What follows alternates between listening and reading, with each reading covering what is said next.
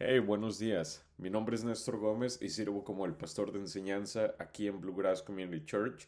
Nuestra iglesia es una iglesia muy joven que está siendo establecida en el vecindario de Cardinal Valley aquí en Lexington, Kentucky. Si esta es la primera vez que estás con nosotros para escuchando un sermón en línea, quiero agradecerte sinceramente por permitirnos compartir sobre nuestra esperanza en Jesús contigo y con tu familia. Si tienes una Biblia a la mano, vamos a estar leyendo, el día de hoy continuamos con nuestra serie en el libro de los Hechos. Vamos a estar leyendo de Hechos capítulo 24, del versículo 1 al versículo 27. El texto dice, 5 días más tarde, el sumo sacerdote Ananías descendió a Cesarea con algunos ancianos y con un abogado llamado Tértulo, y presentaron al gobernador sus cargos contra Pablo. Después que llamaron a Pablo, Tértulo comenzó a acusarlo, diciendo al gobernador, ya que por usted hemos obtenido mucha paz, y que por providencia suya se están llevando a cabo reformas en favor de esta nación. Nosotros, por todos los medios y en todas partes, reconocemos esto con profunda gratitud, oh excelentísimo Félix. Pero para no molestarle más, le suplico que con su habitual bondad nos conceda una breve audiencia, pues hemos descubierto que este hombre es verdaderamente una plaga y que provoca disensiones entre todos los judíos por el mundo entero, y es líder de la secta de los nazarenos. Hasta trató de profanar el templo. Entonces lo arrestamos y quisimos juzgarlo conforme a nuestra ley.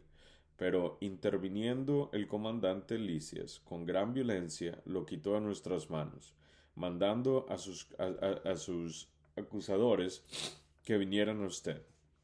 Si usted mismo lo interroga sobre todo lo que ha dicho, podrá confirmar las cosas de que lo acusamos. Los judíos se unieron también a la acusación asegurando que efectivamente así era todo.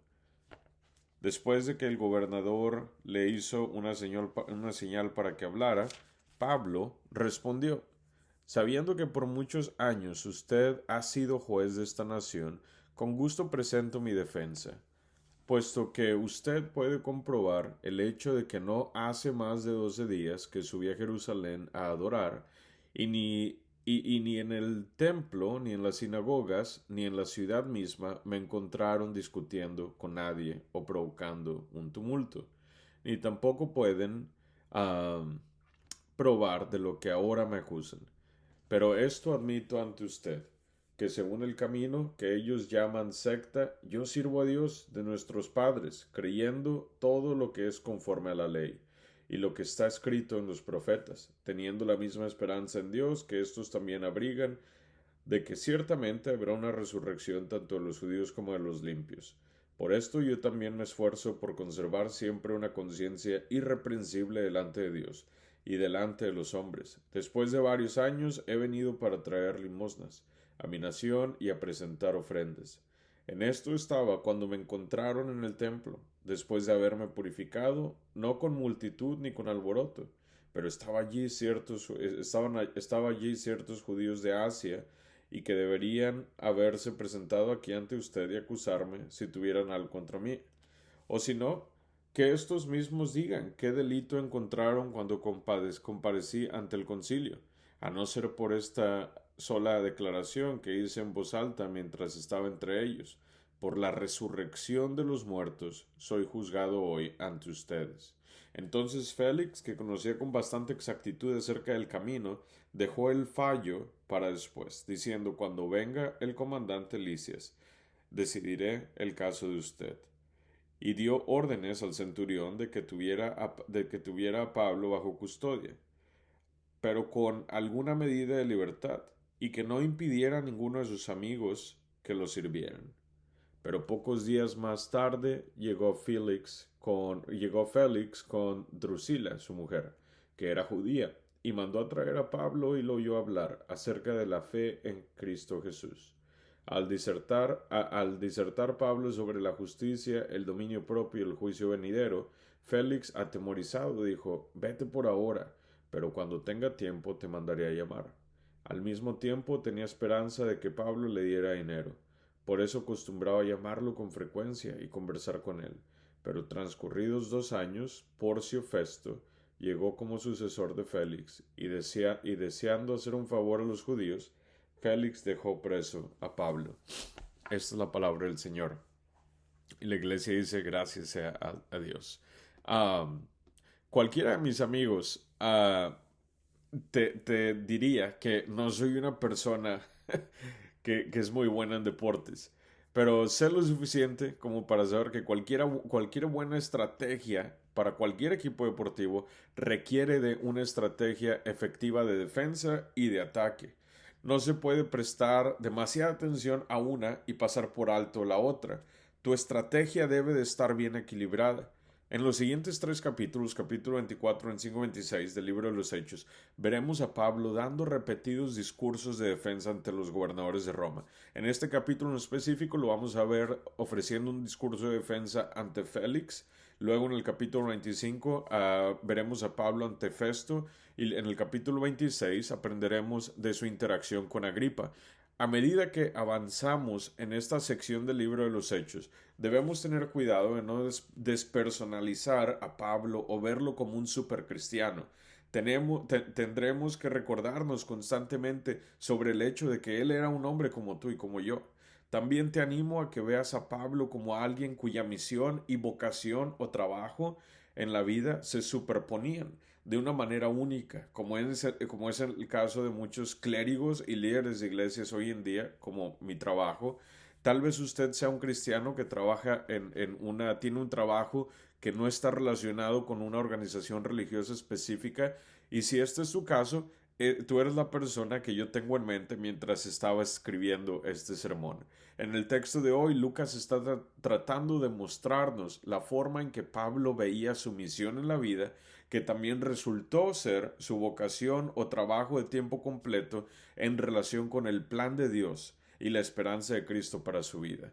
Mi esperanza es que después de escuchar este sermón puedas obtener una comprensión bíblica de cuál es tu misión en la vida como cristiano y cómo se relaciona con tu vocación, cualquiera que ésta sea, y el plan y la esperanza de Dios para tu vida. Comprender la relación entre estos 3 aspectos es clave, ¿verdad? La relación entre los aspectos de nuestra vida, nuestra vocación, el plan de Dios para nuestras vidas y la esperanza de Cristo para nuestras vidas. Es la clave para convertirnos en testigos eficaces y fieles del Evangelio a la hora de compartir las buenas nuevas con otras personas. Dicho esto, la idea central de hoy es el evangelismo fiel ocurre en nuestra vida cotidiana, cuando nos involucramos con una defensa bien equilibrada, arraigada en nuestro testimonio personal y una ofensa basada en las verdades bíblicas del Evangelio. El sermón lo vamos a dividir en 2 secciones. La primera sección va a ir del versículo 1 al 21 y ahí vamos a tratar con una estrategia eficaz de defensa, nuestro testimonio personal. Y luego la segunda sección del versículo 22 al 27, ahí vamos a tratar de lo que se trata, una estrategia ofensiva eficaz, que sería las verdades, hablar las verdades bíblicas del Evangelio. Así que antes de avanzar más, vamos a orar. Bendito Dios, gracias por esta mañana, gracias por tus bendiciones, gracias porque tú haces uso de personas ordinarias y situaciones inesperadas para cumplir tu propósito en nuestras vidas, como lo vamos a ver en la historia de Pablo.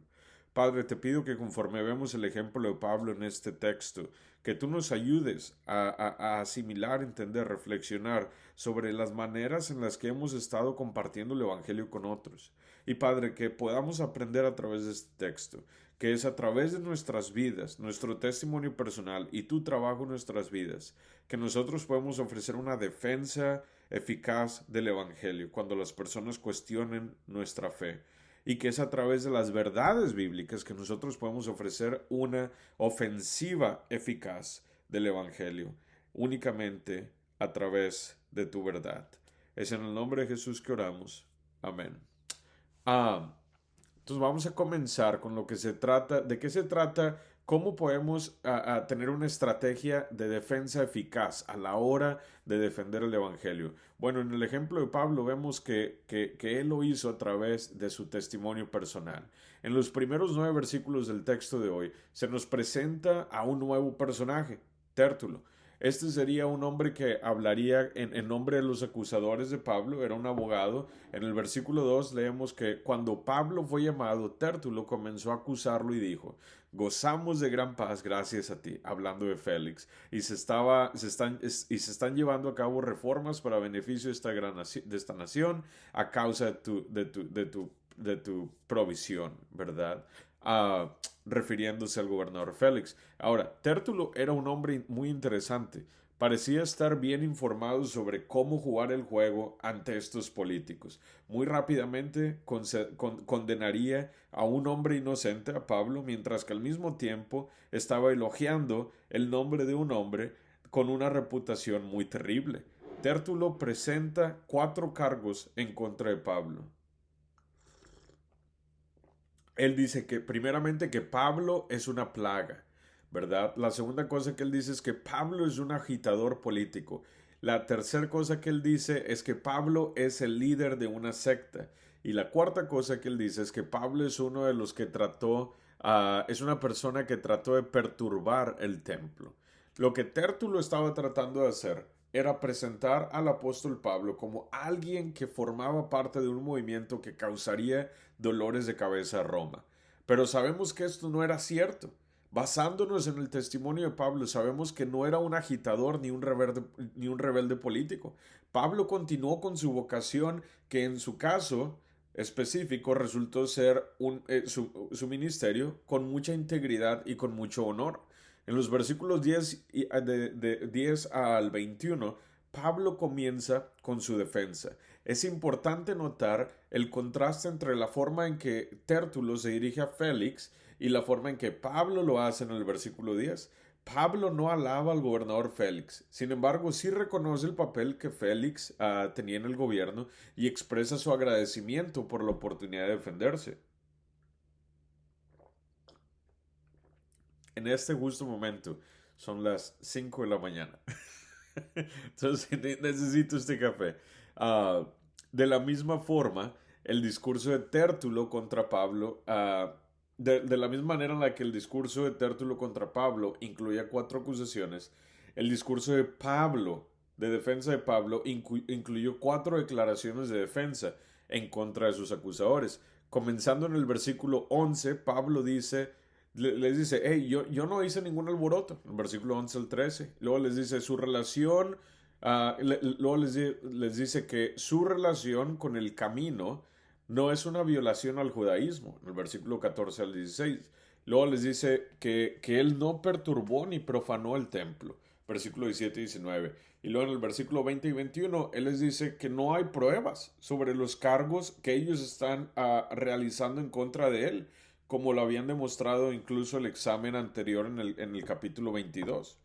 Pablo no fue la causa de ningún disturbio en ninguna parte, ni en las sinagogas, ni en el templo, ni en la ciudad. Ni siquiera discutió con nadie mientras estuvo allí, algo que podría haber hecho. Él estaba simplemente ahí para adorar. De hecho, Pablo afirma que no tenía ninguna base para probar, que ellos no tenían ninguna base para probar a ninguno de estos 4 cargos. Literalmente no estaban en ningún lugar para poder quedarse de brazos cruzados o demostrar o presentar lo que estaban acusando, de lo que estaban acusando a Pablo. Ahora, sígueme en esto. Todavía estamos en la sección de defensa del ejemplo de Pablo como un testigo fiel del Evangelio. Cuando otros vinieron a acusar a Pablo, él básicamente les dijo a sus acusadores: miren mi vida, examinen la forma en la que yo vivo. En el Nuevo Testamento vemos muchos ejemplos en los que Pablo y otros personajes señalan su conducta y la forma de vida y su forma de vida como evidencia de la autenticidad del evangelio que predicaron. Estos son algunos de esos ejemplos y ciertamente el Nuevo Testamento nos da muchos ejemplos de este tipo de defensa. En Filipenses 1:27 leemos: Solamente compórtense, ¿verdad? Pablo habla a la iglesia en Filipo, solamente compórtense de una manera digna del Evangelio de Cristo, de modo que ya sea que vaya a verlos o que permanezca ausente, pueda oír que ustedes están firmes en un mismo espíritu, luchando unánimes por la fe del Evangelio. Pero él les dice, compórtense de una manera digna del Evangelio. Primera de Tesalonicenses 1:5, porque nuestro evangelio no vino a ustedes solamente en palabras, sino también en poder y en el Espíritu Santo y con plena convicción. Como saben qué clase de personas demostramos ser entre ustedes por el amor que les tenemos. Primera de Corintios 11:1, sean imitadores de mí, dice Pablo, como también yo lo soy de Cristo. Primera de Timoteo 4:12, no permitas, Pablo dice a Timoteo, no permitas que nadie menosprecie tu juventud, sino sé ejemplo de los creyentes en palabra, conducta, amor, fe y pureza. Tito 2:7 y 8. Muéstrate en todo como ejemplo de buenas obras, con pureza de doctrina, con dignidad, con palabra sana e irreprochable, a fin de que el adversario se avergüence al no tener nada malo que decir de nosotros. A fin de que el adversario se avergüence al no tener nada malo que decir de nosotros. Primera de Pedro 2:12. Aquí vemos a Pedro hablando. Mantengan entre los gentiles una conducta irreprochable, a fin de que en aquello que les calumnian o que les están acusando como malhechores, ellos, por razón de las buenas obras de ustedes, al considerarlas, glorifiquen a Dios en el día de la visitación. Como parte de su defensa, Pablo rechazó estos cuatro cargos presentados en su contra. Sin embargo, sí confesó las siguientes cosas. En Hechos 24, 14 al 21 leemos, pero Pablo dice, pero esto admito ante ustedes, que según el camino que ellos llaman secta, yo sirvo al Dios de nuestros padres, creyendo todo lo que es conforme a la ley y lo que está escrito en los profetas, teniendo la misma esperanza en Dios que estos también abrigan, de que ciertamente habrá una resurrección tanto de los judíos como de los impíos. Por esto yo también me esfuerzo por conservar siempre una conciencia irreprensible delante de Dios y delante de ustedes, de los hombres. Después de varios años he venido para traer limosnas a mi nación y presentar ofrendas. En eso estaba cuando me encontraron en el templo, dice Pablo, después de haberme purificado, no con multitud ni con alboroto, pero estaban allí ciertos judíos de Asia y que deberían haberse presentado aquí, pero que no están aquí ante ustedes, y acusarme si tuvieran algo contra mí. O si no, que estos mismos digan qué delito encontraron cuando comparecí ante el concilio en el capítulo 22, a no ser por esta sola declaración que hice en voz alta mientras estaba entre ellos. Por la resurrección de los muertos soy juzgado hoy ante ustedes. Entonces, ¿qué vemos a Pablo haciendo aquí? Pablo hace una confesión de fe.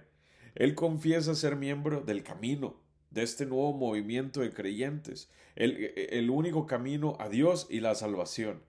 Pablo confesó creer todo lo que está de acuerdo con la ley y todo lo que está escrito por los profetas.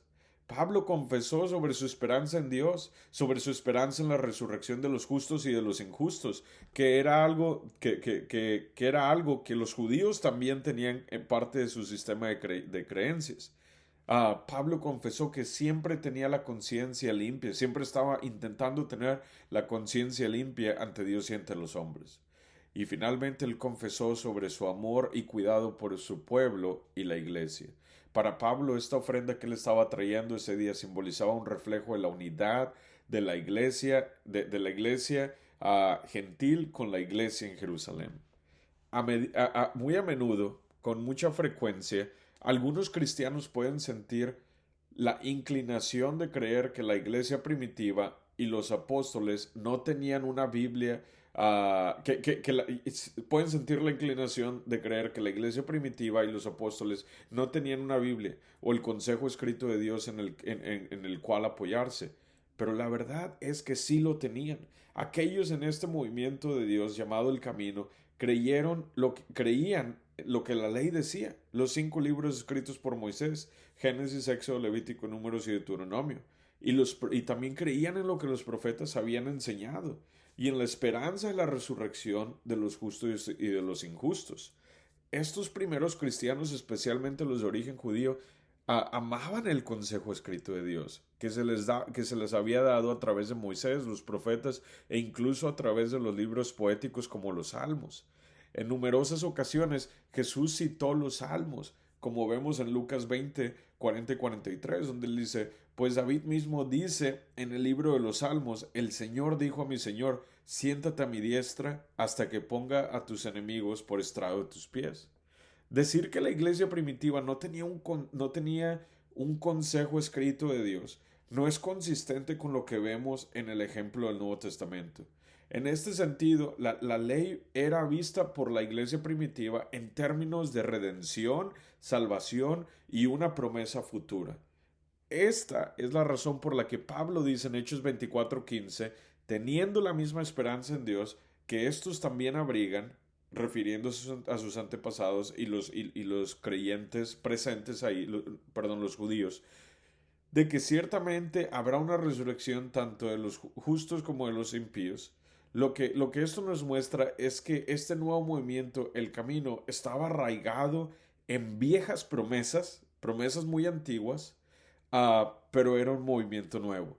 Por lo tanto, debería haber sido aceptado como el cumplimiento de la esperanza judía y no ser visto como un movimiento subversivo, ¿verdad? O un movimiento que amenazaba la cultura judía. Si estaba haciendo algo era afirmar la esperanza que los judíos tenían en la resurrección. Tantas personas hoy en día todavía ven el Antiguo Testamento como algo subversivo, algo a lo que no debemos prestar atención o algo que nos va a causar daño. Cuando todo lo que hace el Antiguo Testamento es apuntar nuestros ojos a un Dios bueno, misericordioso, lleno de amor y lleno de gracia.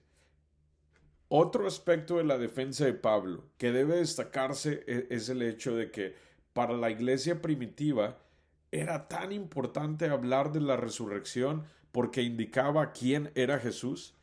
Para ellos hablar de la resurrección era hablar de Jesús mismo. Ah, lo vemos, los vemos haciendo esto en Hechos 2:24 y 17:3. Por cierto, la resurrección no era un concepto nuevo, como dije anteriormente, para la comunidad judía. También era una esperanza judía. La única diferencia era que ellos no querían aceptar que en Jesús se había cumplido esa esperanza. Hermanos y hermanos, aquí Lucas nos está mostrando a través del ejemplo de Pablo que la mejor estrategia de defensa cuando se trata de ser un testigo fiel del Evangelio es dirigir los ojos de nuestros acusadores a la forma en que vivimos y conducimos nuestras vidas. Dicho esto, ¿cuál debería ser entonces nuestra estrategia ofensiva o de ataque? Esto es lo que vamos a discutir en la segunda sección de este sermón, que va a ir del versículo 22 al 27. En los versículos 22 y 23, vemos que después de que Tértulo y Pablo hablan, Félix decide posponer la decisión y esperar al comandante romano que había enviado a Pablo a Félix en primer lugar, Claudio Lisias. ¿Por qué? Porque no había datos suficientes para condenar a Pablo. La situación era algo confusa para este gobernador. Algo muy especial sucede en los versículos 24 y 26. El testimonio de Pablo llega a los niveles más altos de la sociedad en esta nación. Todo esto es obra de Dios, como vimos en nuestros sermones las últimas 2 semanas.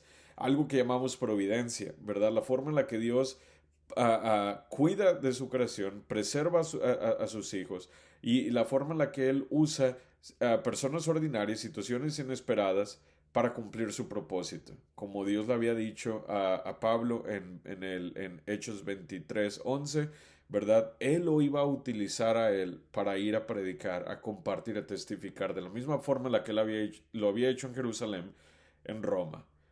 Hechos 24, 25 dice, pero pocos días más tarde llegó Félix con Drusila, su mujer, que era judía, y mandó traer a Pablo y lo oyó hablar acerca de la fe en Cristo Jesús. Al disertar Pablo sobre la justicia, o al enseñar Pablo sobre la justicia, el dominio propio y el juicio venidero, Félix, atemorizado, dijo: vete por ahora, pero cuando tenga tiempo te mandaré a llamar.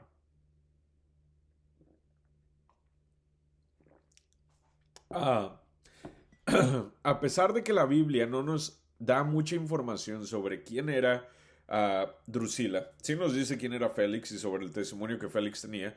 Hay documentos históricos que sí nos pueden ayudar a entender quién era la esposa de Félix. Mi esperanza con esto, lo que quiero, mi objetivo con esto, al decirte un poco más sobre la vida de Drusila, es pintar una imagen más clara del lugar donde estaba esta pareja, este matrimonio, mientras nos preparamos a escuchar la forma en la que Pablo les predica el Evangelio a ellos, en un entorno privado. Mi intención no es exponer a esta hermana, Drusila, sino pintar un hermoso cuadro de cómo el Evangelio puede alcanzar a los quebrantados de corazón. La historia, relatos históricos, ¿verdad? Algunos historiadores nos dicen que Drusila nació en el año 38 después de Cristo. Uh, en este punto específico, cuando Pablo habló con Drusila, Drusila no tenía ni siquiera 20 años, tenía menos de 20 años. También la historia nos dice que Drusila era la hija menor de Herodes de Agripa I. Ella era la hermana de Herodes Agripa II. Su matrimonio con Félix era su segundo matrimonio. Ella había dejado a su primer marido, con quien se había casado en un matrimonio tradicional, arreglado a la edad de 14 años. Y un historiador llamado Josefo nos dice que Drusila era muy hermosa y que Félix la había persuadido para que dejara a su primer marido. Por último, el nombre de Drusila significa agua por el rocío o regada por el rocío, como las plantas, ¿verdad? En las mañanas que son regadas por el rocío de la noche. Personalmente creo que este es un nombre muy bonito. Ya sabemos algo sobre Félix, ¿verdad? Ya sabemos de qué clase de hombre era Félix. Era un hombre corrupto, un hombre que le gustaba recibir adoración y alabanza, ¿verdad? Y sabemos que no era un hombre con motivos puros, ¿verdad? Ahora que sabemos más acerca de Drusila, de los dos, de este matrimonio, vamos a tener un mejor contexto sobre la conversación que va a tener Pablo en un entorno privado con este matrimonio, en el versículo 25.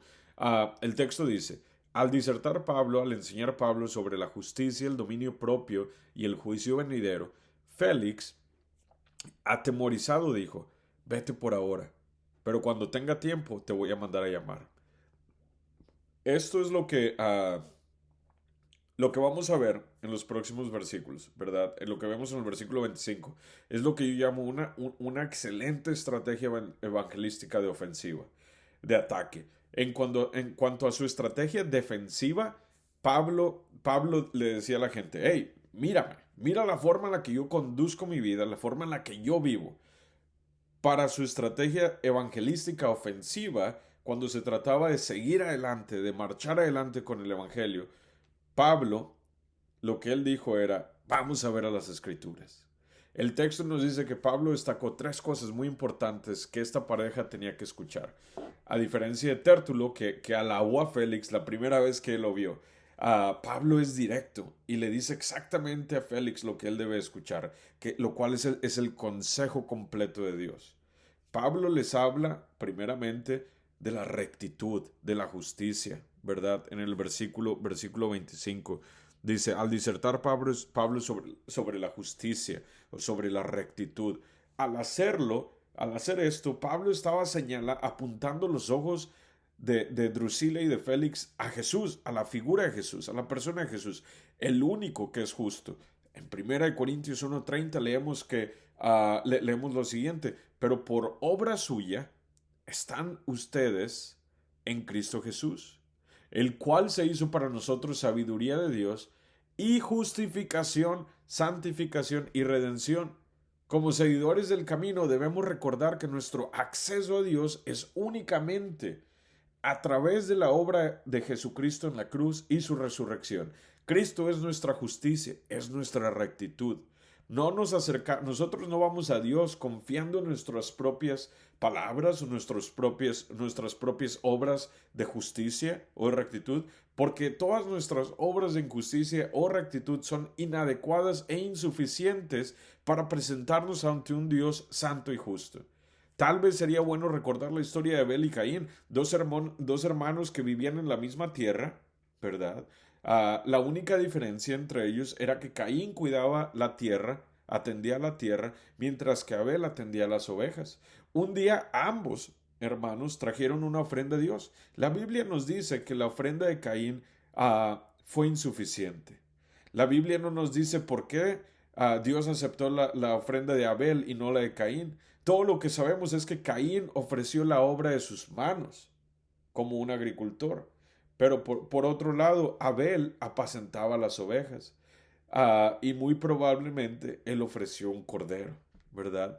Si leemos la Biblia de principio a fin, veremos un hilo o algo muy común, ¿verdad? Un conductor donde los que se presentan ante Dios con sus propias obras siempre se quedan cortos. Pero aquellos que se presentan ante el Señor en el nombre de Jesús, a través de la rectitud de Jesús, a través del sacrificio en la cruz de Jesús y su resurrección, es decir, con la justicia de Jesús imputada en ellos, siempre encuentran favor delante de Dios. Es solo cuando ponemos nuestra fe en Jesús y nos arrepentimos de nuestros pecados que la justicia de Cristo es imputada como un injerto, ¿verdad? Médico sobre nosotros, permitiéndonos ser vistos de una forma irreprensible ante un Dios santo.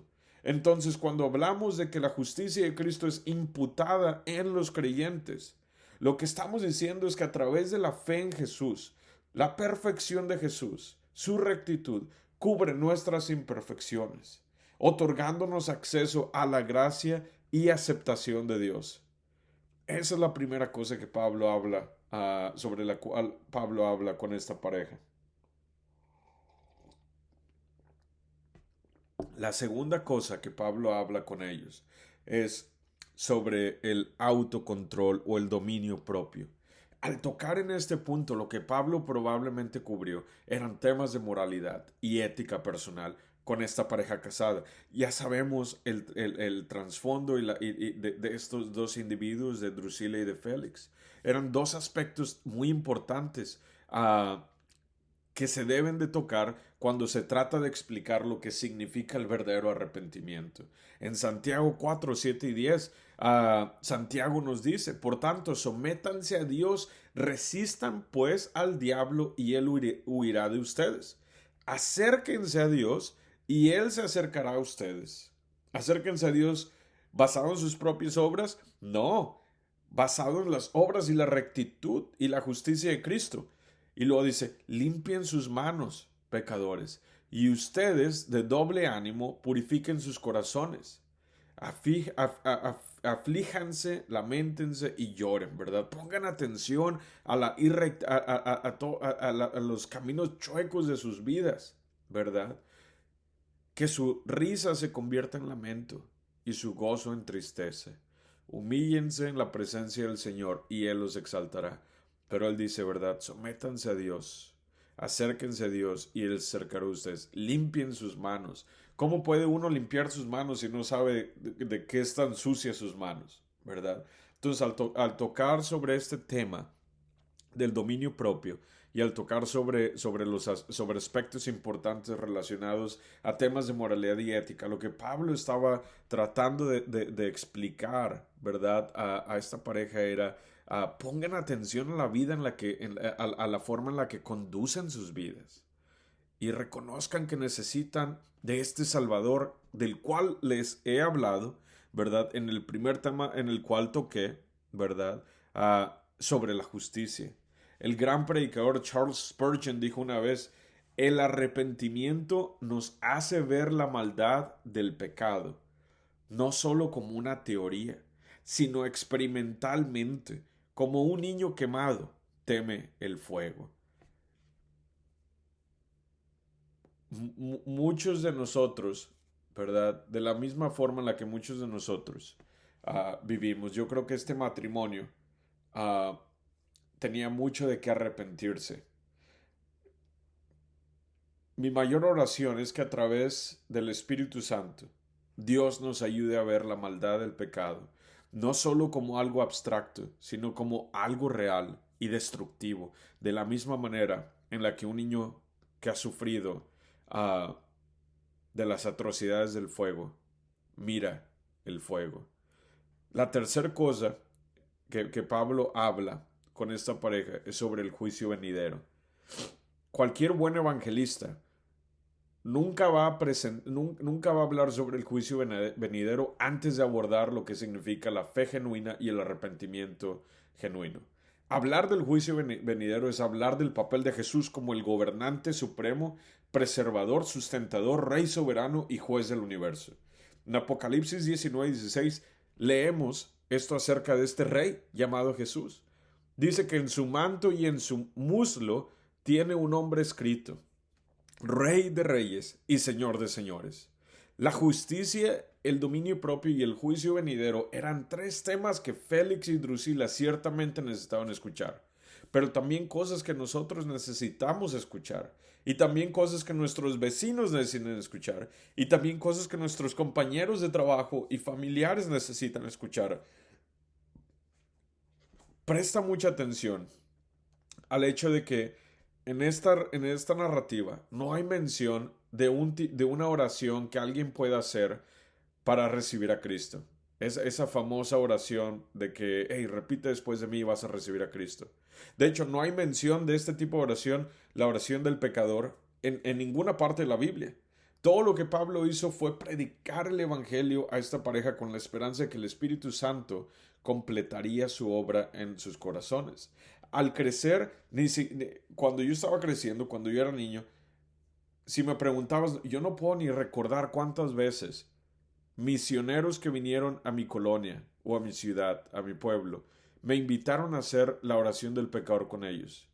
Esto siempre me dejó confundido y con una sensación de abandono, porque me invitaban a rezar, a orar esta oración, a recitar esta oración después de ellos, y luego me decían que Cristo ya estaba en mi corazón, pero nunca se quedaban para decirme qué hacer después de que Cristo estaba en mi corazón. Al crecer a menudo, en mi infancia, en mi adolescencia, me pregunté me cuestionaba si era realmente salvo, ya que había hecho esta oración tantas veces. Ahora, no estoy diciendo que me opongo completamente a invitar a alguien a orar contigo, a hacer esta oración o afirmación verbal de fe y arrepentimiento, al invitar a Jesús a sus corazones. Lo que estoy defendiendo, por lo que yo estoy objetando aquí, es nada más hay que ser un poco más sensatos y sensibles, ¿verdad? Hay lugares específicos y tiempos específicos para este tipo de conversaciones y oraciones. Quizá en un entorno privado, llevado a cabo a través de una conversación a solas con alguien como Pablo lo hizo con Drusila y Félix, sea la mejor alternativa o práctica para este tipo de oración, pero no como algo que debemos hacer enfrente de una multitud, ¿verdad? O de un grupo de personas, en las que oremos, hagamos la oración del pecador y después los dejemos confundidos y sin instrucciones de qué hacer después, ¿verdad? Solamente para tener números que podamos decirle después a alguien, hubo tantas salvaciones en este evento evangelístico. El versículo 24 dice que Félix se asustó y respondió, ¿verdad? Félix se asustó y respondió.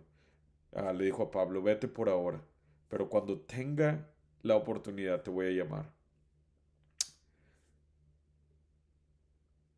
Yo no creo que Pablo había terminado de compartir completamente lo que él tenía que compartir con ellos cuando Félix dijo esto.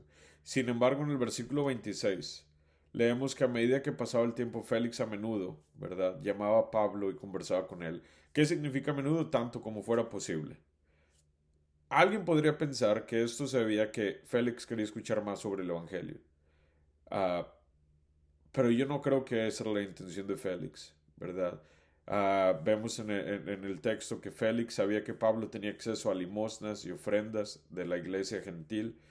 Y lo que yo creo es que él él estaba esperando que Pablo, ya que Pablo tenía acceso a estos fondos, le diera algo de estas ofrendas, ¿verdad? A él.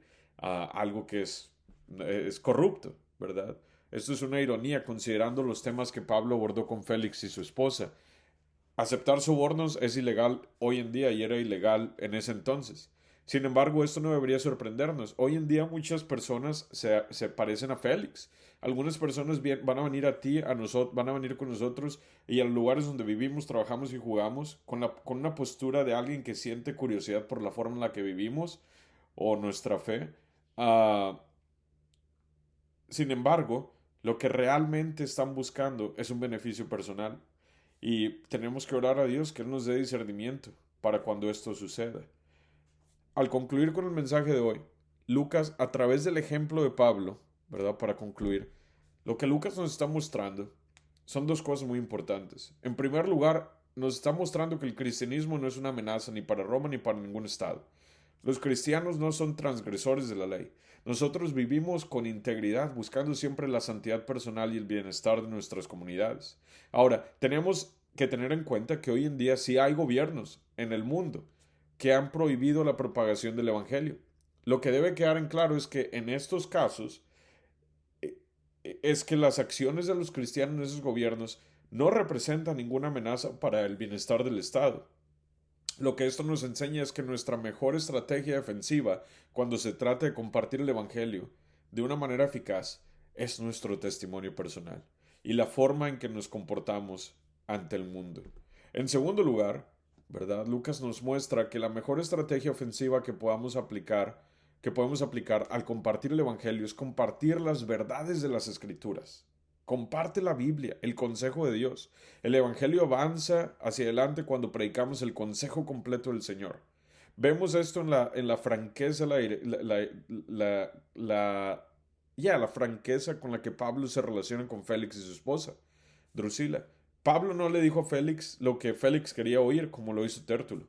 Ah, Pablo le habló a Félix sobre la justicia, sobre el dominio propio, ¿verdad? Sobre el control propio y sobre el juicio venidero. Pablo predicó lo que él mismo buscaba vivir, porque el objetivo principal de Pablo era vivir de una manera que honrara a Dios, no solo hablar de Dios. Por último, Pablo desafió una cosmovisión o una manera en la que mucha gente ve el mundo, uh, que todavía prevalece hoy en día, y esta es la idea de que aquellos que han logrado algún tipo de éxito son personas hechas o realizadas por sí mismas, que tienen el control de sus vidas sin la necesidad de Dios. Esa es una mentira, todos tenemos necesidad de Dios. Hermanos y hermanos, la defensa de Pablo fue esta, que él era un ciudadano culpable de nada más que de vivir su fe y experimentar la promesa de Dios. Su ofensa fue desafiar a otros a ver el beneficio de responder a la dirección de Dios como él lo había hecho a través de las Escrituras. Si la ofensa de Pablo por el Evangelio fue la causa de la ofensa, o se encontró de la ofensa, o se encontró con un corazón, una persona humilde reconociendo la necesidad de tener a Dios en su vida, eso depende del corazón de aquel que escucha el mensaje. Pablo ya había cumplido con su responsabilidad al compartir el Evangelio. Él compartió el Evangelio con Félix y vemos que no hubo un cambio basado en lo que leemos en el corazón de Félix, ¿verdad? Y luego compartió, en esa misma ocasión, compartió el Evangelio con Drusila. De Drusila no sabemos qué ocurrió.